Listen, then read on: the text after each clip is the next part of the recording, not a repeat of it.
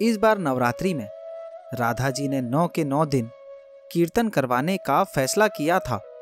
जहां एक तरफ राधा जी के घर में माता के कीर्तन की जोर शोर से तैयारी चल रही थी, वहीं दूसरी तरफ राधा जी का बेटा विनय उनके कहने से अपनी पत्नी प्रिया के पीछे पड़ा हुआ था अबॉर्शन कराने के लिए, क्योंकि प्रिया के लाख मना करने पर भी विनय अपने मित्र डॉक्टर पंकज की मदद से प्रिया का अल्ट्रासाउंड करवा आया था।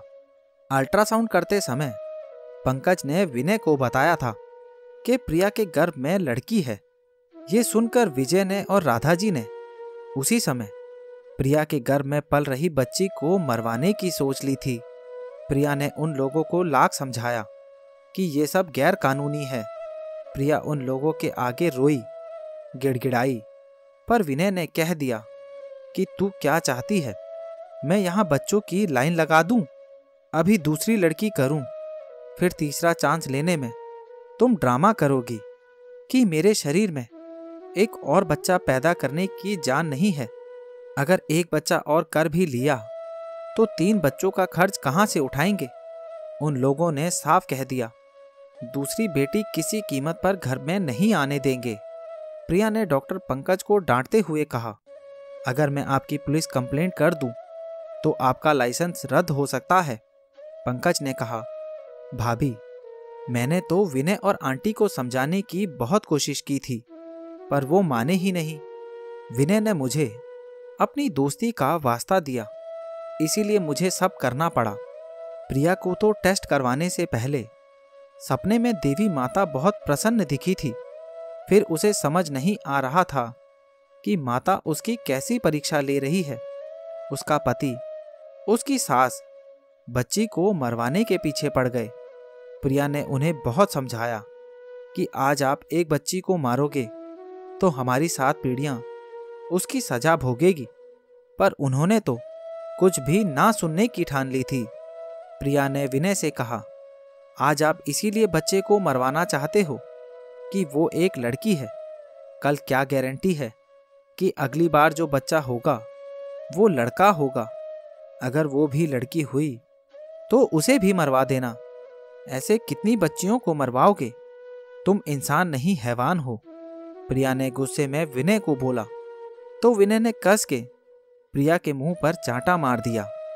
प्रिया कीर्तन की तैयारी तो करा रही थी, पर उसकी आंखों में आंसू भरे हुए थे। बहुत ही भारी मन से वो सब कुछ कर रही थी, क्योंकि विनय ने अगले दिन की डॉक्टर से अबॉर्शन की डेट ले ली थी। प्रिया की मां ने भी कह दिया था कि अब रहना तो तुम्हें अपने ससुराल में ही है, इसीलिए जैसा वो चाहते हैं वैसा ही कर। प्रिया चारों तरफ से निराश हो गई थी। अब उसने बस देवी माता के आगे ही अपना दुखड़ा सुनाने की सोच ली थी। उसने माँ से कह दिया, माँ, अब सब तेरे हाथ में है। पूरे कीर्तन में प्रिया माता से यही मांगती रही कि माँ, मुझे डॉक्टर के पास जाकर अपनी बच्ची को नहीं मरवाना। मैं तो एक छोटे से कीड़े को भी मारने से पहले 10 बार सोचती हूँ, फिर मैं अपनी बेटी को कैसे मरवाऊं। माँ, या तो इन लोगों की बुद्धि पलट दे या मुझे सीढ़ियों से गिरा दे ताकि मेरा बच्चा खुद मर जाए, मुझे उसे नहीं मरवाना पड़े। मुझे पता है ये लोग उसे इस दुनिया में नहीं आने देंगे। अगर वो इस दुनिया में आ भी गई तो मेरा और उसका जीना मुश्किल कर देंगे। प्रिया की आंखों में आंसू देखकर राधा जी उसके पास आई और उससे बोली, यहाँ बैठी बैठी अपनी मनुष्यत मत फैला। प्रिया का मन तो कर रहा था कि बोल दे अपनी सास से कि माता को अपने घर बुला रही हो और एक तरफ घर की कन्या को मरवा रही हो, पर वो घर की इज्जत के लिए चुप रही। प्रिया जल्दी से उठकर अपने कमरे में चली गई। वहां उसकी भाभी दीपा बैठी थी। प्रिया अपनी भाभी के गले लगकर बहुत रोई। उसकी भाभी को सब पता था। दीपा ने प्रिया के आंसू पोंछते हुए कहा, दीदी, आप घबराओ नहीं, मेरी एक सहेली डॉक्टर है, मैंने उससे आपके बारे में पूछा था। उसने बताया है कि कभी कभी 2.5 महीने में बच्चे का लिंग ठीक से पता नहीं चलता, इसीलिए आप एक हफ्ते के बाद से एक अल्ट्रासाउंड कराना। ये सुनकर प्रिया की जान में जान आई। उसने विनय को जब सब बताया तो विनय ने गुस्से में उसे देखते हुए कहा, ऐसा कुछ नहीं होता, पर फिर भी तुम्हें और तुम्हारी भाभी को यकीन नहीं है तो एक हफ्ते बाद अल्ट्रासाउंड करवा लेना, और कल का अपॉइंटमेंट डॉक्टर को फ़ोन करके तुम ही कैंसिल करो। प्रिया ने डॉक्टर को फ़ोन करके बोल दिया कि अभी वो कुछ दिन के लिए बाहर जा रही है, फिर आकर उनसे मिलेगी। ऐसे ही करते करते नवरात्रि का 9वां दिन आ गया। कन्या पूजन चल रहा था। उधर विनय प्रिया को डॉक्टर के पास अल्ट्रासाउंड के लिए ले जा रहा था। पूरे रास्ते वो प्रिया पर चिल्लाता रहा। प्रिया चुप रही और यही सोचती रही, माँ अब तेरा ही सहारा है। डॉक्टर ने प्रिया का अल्ट्रासाउंड करके बताया कि उसकी कोख में एक लड़का है।